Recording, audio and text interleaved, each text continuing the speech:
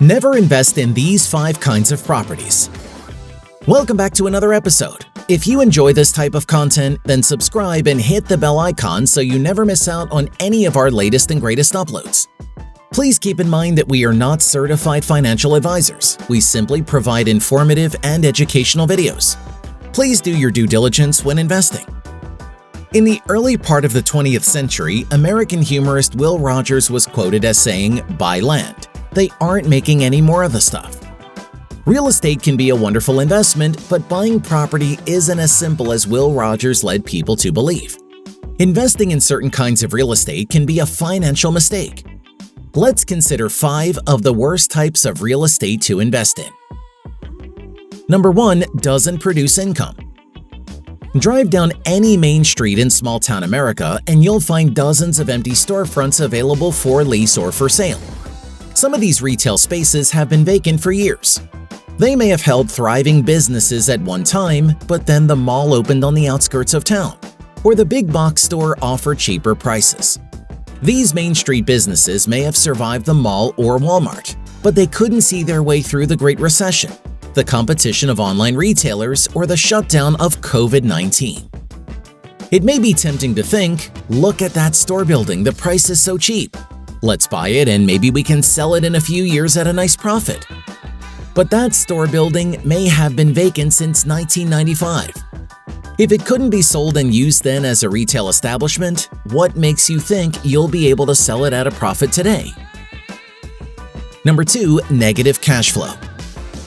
Tied in with a lack of income is a negative cash flow for a piece of property that's for sale. If you wouldn't buy real estate that doesn't produce income, why would you buy a property that costs more to maintain than what it brings in? Do you know how to spell M-O-N-E-Y-P-I-T? Number 3, too extravagant. What if the house that you want to buy and then rent out is as fancy as a mansion of the 1%? If a family could afford the monthly rental payment of such a home, why wouldn't they just buy it for themselves? You don't want to purchase a house for a rental property that's as fancy as George Vanderbilt's Biltmore House. Yes, I'm being sarcastic. Those who could afford the high rent could also afford to purchase their own home. And there you sit with an empty house and no income. Just like vacation timeshares, timeshare property has been around since 1969. The average cost of a timeshare today is $22,942, with an average annual maintenance fee of around $1,000. There's also the stressful experience of dealing with pushy salesmen or the difficulty of trying to get out of a timeshare contract. Is that all worth it for a week in a vacation condo? Why not just vacation at a beach hotel at the time and location that best fits your schedule and your interests? Number 4, too expensive. Just ask any hardworking middle-class American family. It's no fun having more money going out than what's coming in.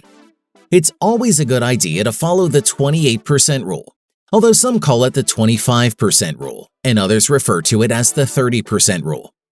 It simply means that a household shouldn't spend more than 28%, or 25%, or 30% of its gross monthly income on total household expenses. Number 5, housing developments. Throughout the United States, there are defunct housing developments that never quite made it.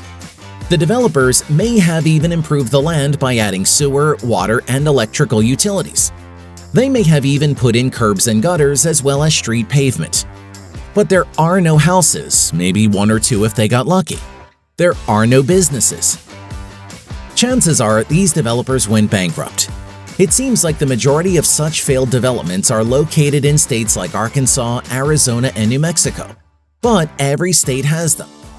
Probably the most egregious example of such a failed endeavor was the I-30 condo scandal of Garland, Texas, a suburb of Dallas, in the 1980s. If you drove east out of Dallas on I-30 at that time, you undoubtedly passed acres of half-built condominiums and empty cement slabs. The developer, Danny Faulkner, ended up in jail with a 20-year sentence, but only served 4 because he suffered from terminal cancer. This debacle helped precipitate the savings and loan crisis of the late 1980s and cost taxpayers close to $1 billion. Don't buy real estate purchased only for appreciation. Astute investors who have a pulse on future trends have sometimes made oodles of money by purchasing undeveloped land with the goal of selling it when prices increased. An example of doing this successfully can be found in the area just east of Lake Sammamish in the Seattle area. In the 1970s and earlier, this area from the lake to the Cascades was rural, with few homes and a handful of small towns. But once Microsoft moved into Redmond, there was a building boom, and that area is now filled with exclusive neighborhoods. In 2019, Sammamish, Washington was considered the richest city in America. Those who owned parcels of this undeveloped land prior to the Sammamish building boom came out like bandits. But there are just as many or even more purchasers of undeveloped land who have lost everything. They purchased raw real estate at the wrong place and at the wrong time.